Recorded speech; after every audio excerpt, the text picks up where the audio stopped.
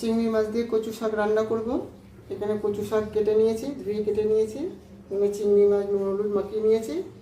আর এই যে শুকনো লঙ্কা।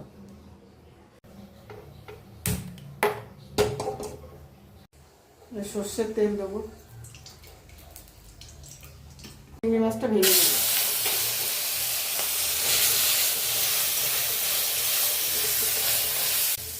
মাছটা ভাজা হয়ে গেছে, এবার তুলে নেব।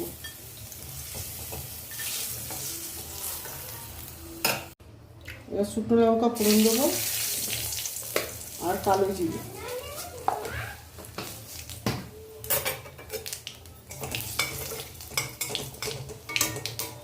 দিয়ে শাকটা দিয়ে দেবো।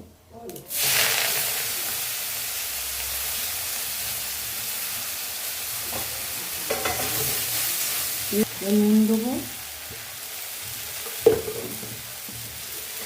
একটু হলুদ দেবো,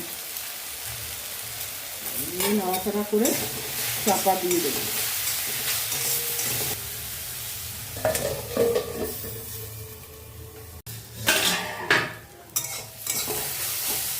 শাকটা ভাজা ভাজা হয়ে গেছে, এবার চিংড়ি মাছটা দিয়ে দেবো। দিয়ে নাড়াচাড়া করে নামিয়ে দেবো।